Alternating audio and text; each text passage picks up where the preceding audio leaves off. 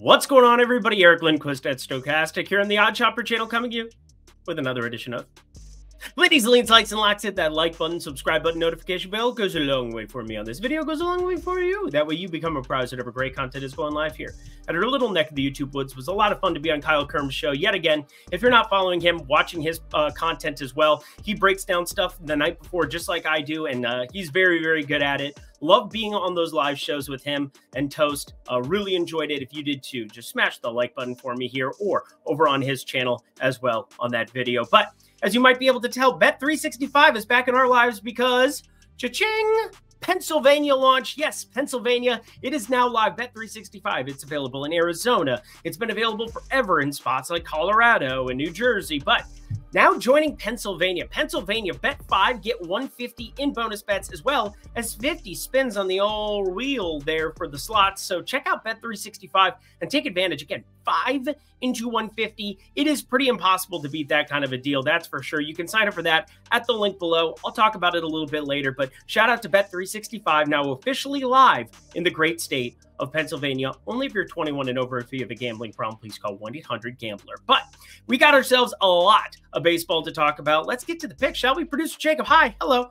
Oh. It was going to be a fun bit. Now it's not fun at all. Let's get to the picks. Two spots I'm going to talk about very, very quickly. Albert Suarez versus we don't exactly know who's going to be starting here for Miami. And this happens a lot this time of year, especially as we get closer to the trade deadline. You need to be paying very, very close attention because things are going to change on a dime. Know the rules of your sports book, know whether or not there's live action, and know whether or not a better or worse pitcher can be walking into those kind of situations if it is still live action after somebody gets scratched. But Albert Suarez, I would call him the weakest of the starters, and yet he's been pretty side of things. 1.24 whip. I think if that's your worst starter amongst your main crew, you're in a really good spot because Corbin Burns, I mean, you look at some of that. Grayson Rodriguez, he has better strikeout stuff, but not better peripheral numbers, I suppose. So take that for what you will. It's just a Baltimore spot that, is going to try to add some help. Dean Kramer, probably worse, I would say, than Albert Suarez. So maybe I was talking a little bit thin and veiled there. But anyway, Miami plus 1.5. This is going to be a lean this direction. And here's kind of why. I don't know exactly who gets the ball here, but if it's Kyle Tyler, I know people are excited about some stuff that they've seen from him in AAA Jacksonville. I don't think I'm one of them. He's a 27-year-old, and when you get 27-year-old prospects getting called up, 3.38 ERA, 1.19 whip, that looks good in 4 outings here in the major league level, but there's a reason he's a spot starter in places like this. And Baltimore, they have a ton of ammunition. Still, I'll go Miami plus 1.5 purely for value's sake in a low variance ballpark, but do not bet this. Interesting one here. Detroit, we don't exactly have a starting pitcher in this spot either, but you'll find out early in the morning. I think it's going to end up being Joey Wentz. 5.22 ERA, 1.69 whip. He should go back to whence he came, even though it's probably just going to be like a bullpen type situation. It's not like he's been pitching far into games whatsoever this season. 2 1/3. I think that's the most. 2 2/3 a game that he went a little bit further into it, but we need to find more information on who the long relievers are going to be. But Joey Wentz as a lefty, and then also Angel Martinez against lefties generally has been batting second here. Yeah, getting the promotion, if you will, up there. Angel Martinez, Angel Martinez. He needs to be an angel for us tomorrow because I think 2+ bases and then to home run, I think they're going to be very interesting. Now, you got to be careful with a spot like this too for a guy who's popping. Why? Well, you got a team like the Cleveland Guardians. They play platoon. If Will Brennan is not in that starting lineup, he's very live to potentially pinch hit for him there. Also, Jensky, the first Noel. He's a righty, though, so that I feel better about. He also hasn't been in the lineup for like 2 weeks. I thought he got sent down, but apparently he's still there. So that's cool. He was really, really hot to start off, and now he's really, really not. Notice how, like, hot streaks aren't necessarily a thing. Oh, yeah, he had a couple of appearances. He had 1 at-bat in the last 3 days. That's not ideal. That's not ideal. But anyway, Angel Martinez, that's who we're talking about here. Like the stuff from the young prospects so far here at the big leagues. All right, we go from Angel Martinez and a bunch of unknowns, so let's talk about some more known things like Paul Skeens, mother trucker. He's very, very keen. Skeens, friends. Lance Lynn. Oh, man. This is a freaky spot trying to back him against some lefties that have some power. We're talking O'Neill Cruz, Jack Sawinski, who stole a base on Monday. What was I even watching? That was stupid. And then Brian Reynolds, professional major league hitter. That's what professional. I tried to say all the words at once and it just came out as a mumbled mess. Not drunk, promise you. But anyway, under 8, wish I was kind of. St. Louis, Pittsburgh. This is an interesting one. Like it, Paul Skeens has been the best pitcher in baseball. Just flat out is the best pitcher in baseball so far. I find it outrageous how good he is.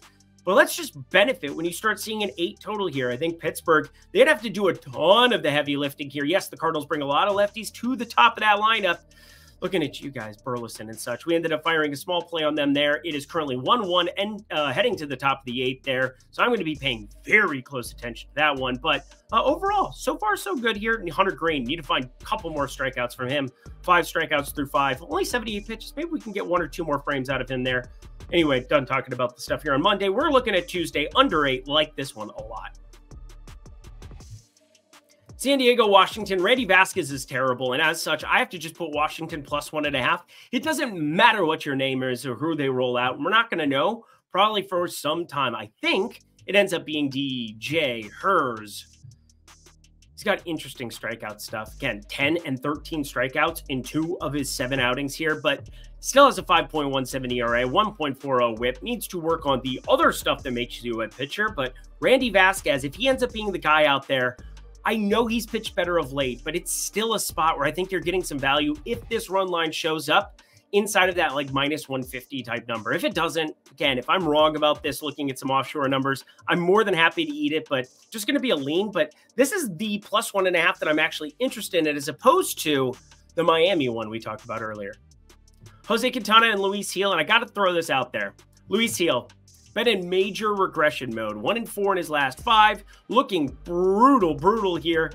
I gotta think that we're gonna see a guy like...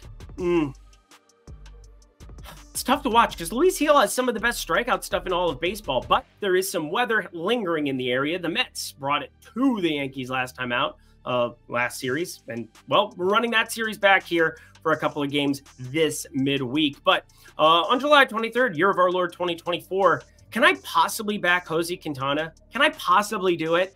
I don't think I can here at plus 134. I know he's pitched a lot better as well. I get it. Everybody, I pick on Luis Gil for his last couple starts, but, Jose Quintana had a bunch of nice 7-inning outings until that Colorado spot where he gave up, 4 home runs in the outing, 5 total earned runs overall.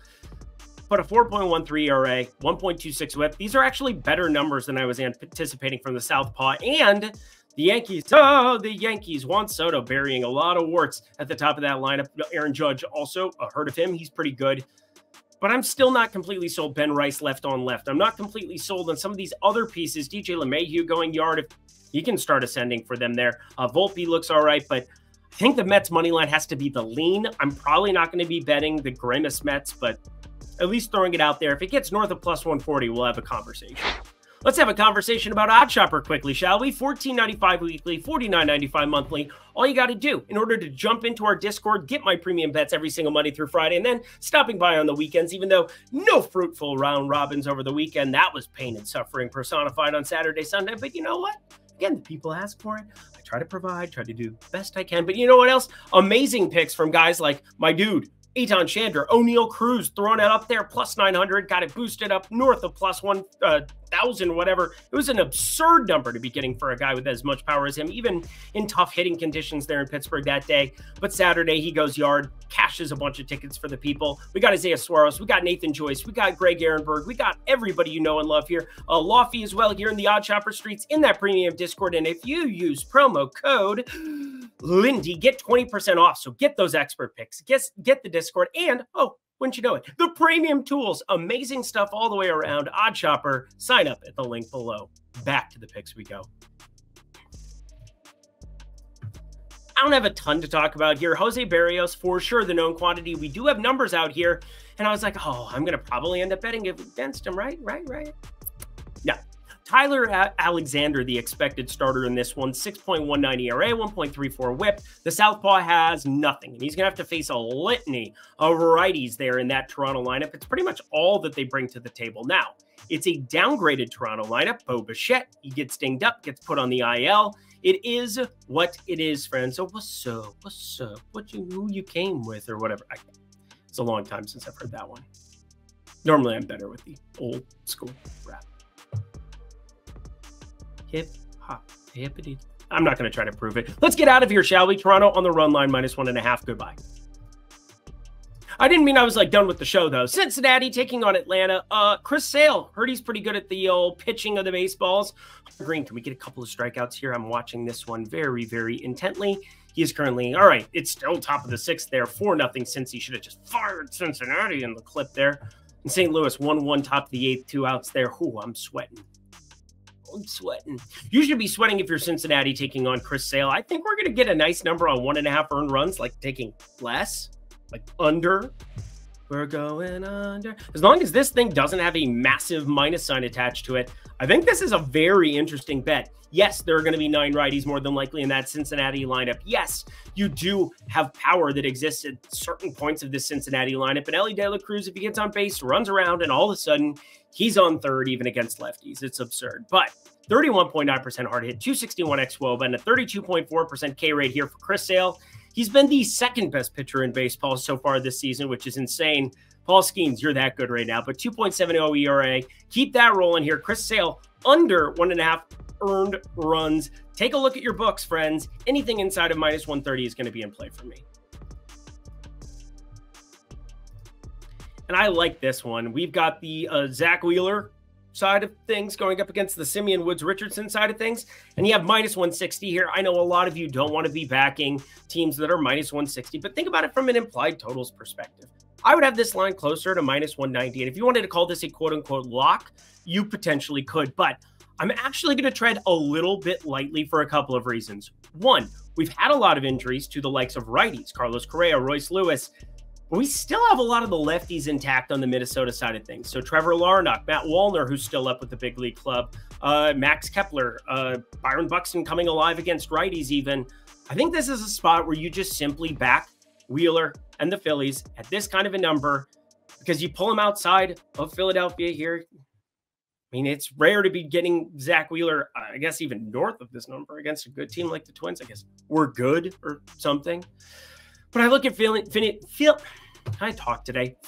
money line. I feel like this is your straightforward, add it to a parlay. What you know about parlay, you could do things of that nature. But anything inside of -175, -180 is going to be on the again, my break-even number is closer to -190, but I probably still wouldn't be betting this at -185. So anything lower than that, and it's going to stay lower than that here on the road, you got to like it, and I really like Zach Wheeler in this spot.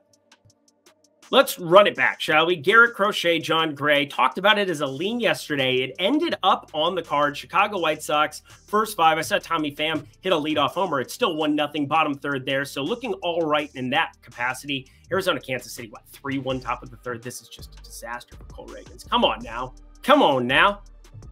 Come on. Whatever. But we're talking the White Sox here. And yes, they have an abysmal lineup. Yes, there are some problems, but this is a huge pitching disparity. Garrett Crochet versus John Gray.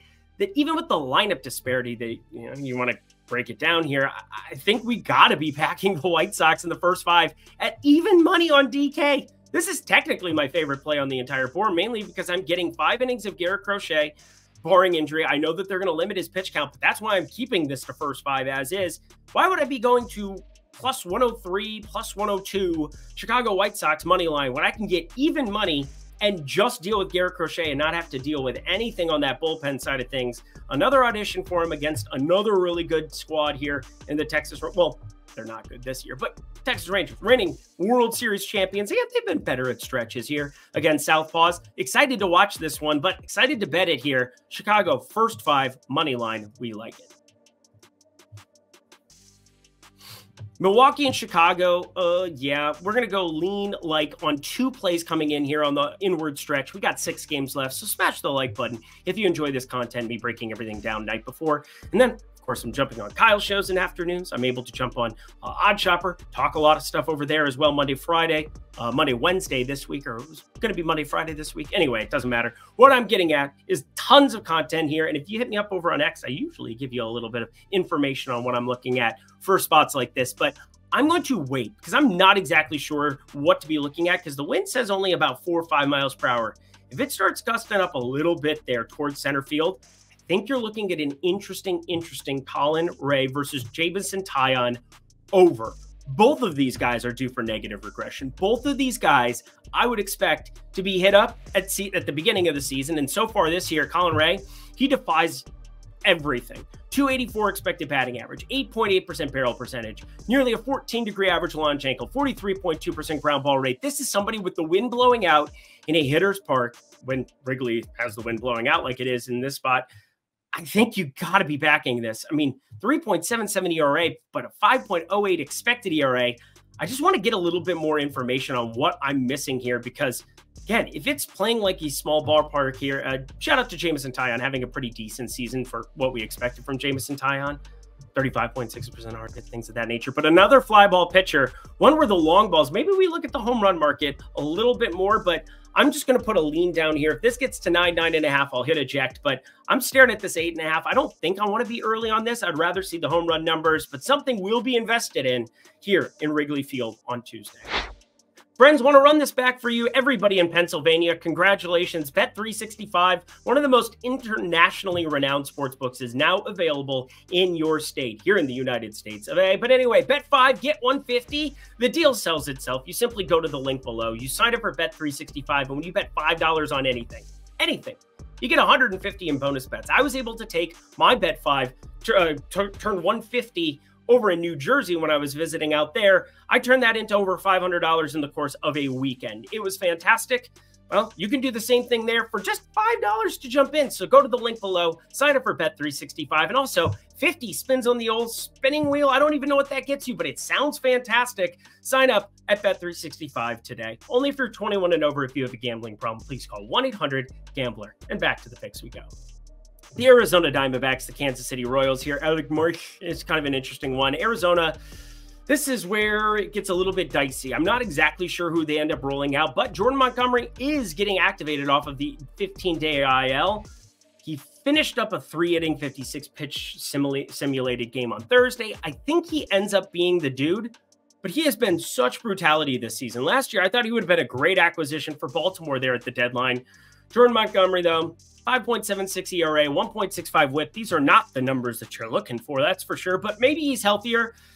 Still, I'll just have a little prove-it bet out there on Bobby Witt Jr. to home run, Sal Perez Jr. to home run, because some of these numbers that we're looking at for Jordan Montgomery, not ideal. Against righties, just a 13.2% K rate with a 181 expected ISO. And yeah, you got Perez there with nearly a 250 expected ISO against lefties. Bobby Witt nearly a 300 expected ISO against lefties.